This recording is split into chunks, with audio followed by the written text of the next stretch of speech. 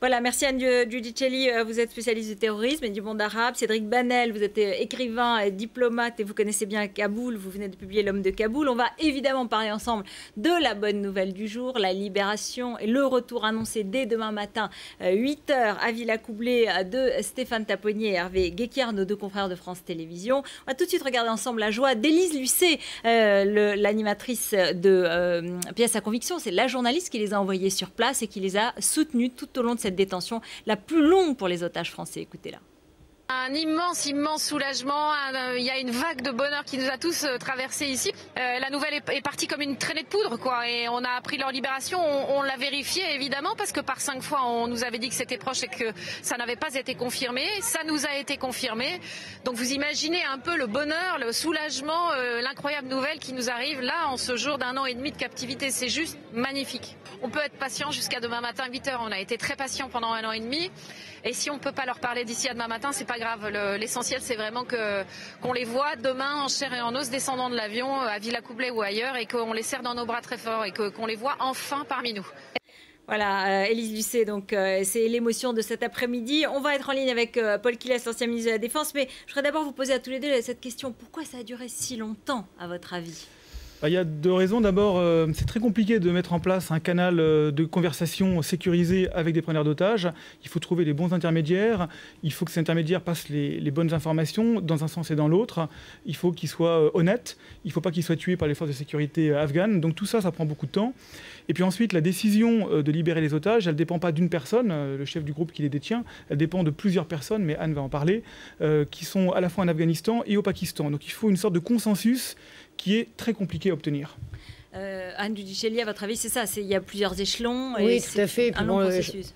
Effectivement, les autorités, dans ce qu'ils ont pu dire au moins aux familles, c'est effectivement qu'il y avait dès le départ une difficulté d'identifier les principaux relais, les canaux suffisamment fiables pour pouvoir aboutir. Ensuite, effectivement, les talibans, c'est pas une entité simple avec un chef et c'est hiérarchisé. Il y a aussi à prendre en compte aussi le contexte de guerre, hein, puisque contrairement par exemple à nos otages au Niger, nous sommes sur un terrain en guerre. Hein. Et puis, d'autre part, effectivement, l'alliance ou les liens qu'il y avait avec les talibans au Pakistan, qui de fait compliquent plus encore, je dirais, la finalisation d'un processus entamé. Apparemment, les terroristes voulaient que l'échange se fasse, ou en tout cas la remise des otages se fasse peut-être au Pakistan, et la France aurait insisté beaucoup pour que ça se passe en Afghanistan. Est-ce que... Moins les otages bougent, mieux c'est, parce que si vous les sortez pour les emmener dans un terrain que vous ne connaissez pas avec d'autres groupes talibans, ça aurait été un danger. Il y a aussi une velléité à un moment donné des terroristes de séparer les otages et de négocier séparément leur libération, ce que la France a toujours refusé. Donc il y a eu de ce point de vue-là, pour nous Français, une direction de négociation extrêmement ferme. On les récupère tous les deux, on les récupère sur place. Après, c'est normal, il y a des négociations avec des choses qui sont données de part et d'autre. Alors justement, il y a peut-être aussi un autre élément qu'on pourrait peut-être aborder, mais qu'on va peut-être le faire, mais c'est aussi le rôle qu'aurait joué le président Karzai quand même. On sait quand même qu'à un moment donné, les autorités françaises, l'ensemble des autorités françaises ont quand même demandé à Karzai, et Karzai a demandé aussi d'avoir un peu la main sur ce dossier. Donc le fait qu'ils soient rendus, qu'ils aient été libérés sur le territoire afghan, cela, je dirais, permet de redonner à Karzai un peu de lustre dans cette affaire. Voilà. Alors on est en ligne avec Paul Quillès, je vous le disais, ancien ministre de la Défense socialiste. Merci d'être en direct avec nous. Moi j'ai une question très simple. Frédéric Elbert, consultant pour BFM TV, a dit tout à l'heure et nous a dit il y a eu remise de rançon de plusieurs millions d'euros. Est-ce que c'est la coutume? Est-ce que c'est logique? Ça vous surprend? Ça vous surprend pas? Comment vous réagissez? Moi, je ne suis pas surpris parce que ça se passe en général comme ça, mais je ne suis pas surpris non plus qu'on nie avoir donné une rançon. Donc ça fait partie des figures obligées, des figures imposées. Ce qui est certain, c'est que si cette libération intervient maintenant, on connaîtra des détails plus tard, peut-être. C'est probablement lié aussi à l'évolution de la politique de la coalition, notamment des Américains à l'égard des talibans, puisqu'on sait qu'après les avoir voués aux gémonies, les Américains sont en train de négocier en tout cas de discuter avec les talibans. Et que dans cette guerre, si la France n'était pas considérée comme une alliée très proche des Américains et qu'elle a, depuis le début, s'est embarquée totalement dans toutes les fluctuations de la politique américaine, peut-être que les choses auraient été plus simples. Pour vous, ce soir, c'est l'occasion de demander un retrait encore plus rapide des troupes françaises d'Afghanistan? Moi, ça fait longtemps que je le demande. Rapide, il faut que cela aille vite et qu'on ne soit pas comme des petits toutous derrière les Américains. Le président Obama annonce l'autre jour le retrait d'un tiers des effectifs. Le lendemain, dans les heures qui suivent, le président Sarkozy dit nous aussi. On est rentré dans le commandement intégré de l'OTAN. Je croyais que c'était pour peser sur les décisions. Bon, en réalité, on s'aligne.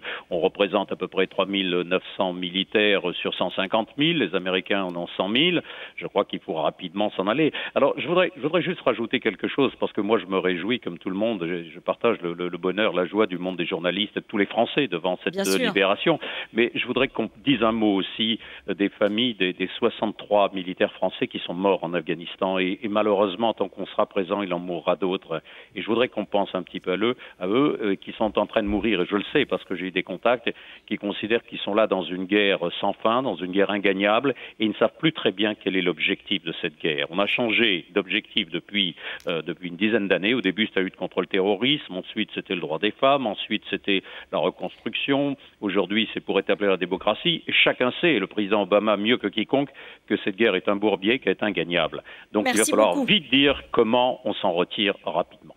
Merci beaucoup donc pour votre réaction. Donc Paul Quilès, ancien ministre de la Défense. Les Américains, ils ont quand même assisté à tout cela. Ils ont un peu aussi donné leur avis dans tout ce qui s'est passé, ou en tout cas... Ça, d'abord, c'est une opération, d'un point de vue de la récupération d'otages, c'est franco-français. On a les moyens en France de gérer l'intégralité... DGSE, pas l'armée. DGSE. DGSE, diplomatie, c'est pas que DGSE, c'est tout l'appareil d'État français. Voilà, le COS. Donc, il y a les militaires, il y a tout le monde. C'est fait avec une très bonne coordination, c'est fait de manière très professionnelle, et il y a peu de pays au monde qui sont capables de le faire. Alors après, qu'on ait profité de l'annonce du retrait américain pour annoncer très rapidement le nôtre et faire plaisir aux talibans. C'est peut-être pas lié si clairement à la libération. Il faut remonter un peu avant la décision de retrait, parce qu'avant même que les Américains décident d'annoncer ce retrait, il y a eu toute une série de phases effectivement, de rapprochement, de changement de stratégie, comme le disait M. Quilès, à savoir, bon, puisqu'on prépare une sortie, comment préparer, je dirais, une reconstruction, ou en tout cas une espèce de stabilité politique qui, et ça c'est la nouvelle stratégie américaine, qui doit passer par un dialogue entre certains talibans, je dirais, avec qui on peut dialoguer, et le gouvernement en place. Et à mon avis, c'est davantage ce contexte de stratégie américaine pour se retirer, qui donc tente de faire des rapprochements, qui a peut-être créé ce climat. Et puis aussi, quand même, la décision du retrait est aussi liée à l'argument qui aujourd'hui tombe, et là aussi, M. Quilès a raison, à savoir la mort d'Oussama Ben Laden. Parce que ça renvoie aux objectifs premiers de l'engagement de la coalition internationale en Afghanistan,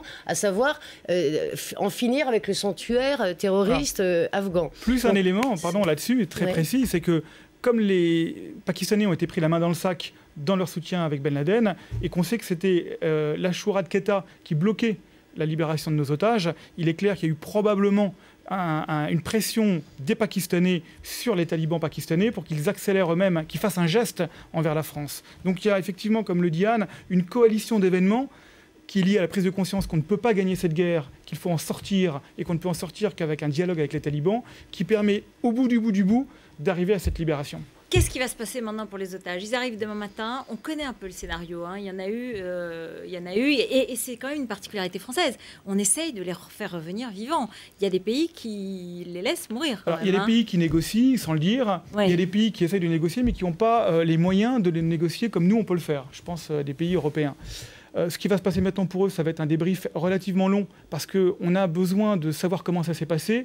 On a besoin d'améliorer, entre guillemets, notre know-how, parce qu'il y aura d'autres otages. Et notre renseignement. Et notre renseignement, tout ce qu'on apprend d'eux. Des détails sur leur lieu de détention, sur la manière dont fonctionnent les ravisseurs, sur ce qu'on leur faisait vivre, sur ce qu'ils ont entendu.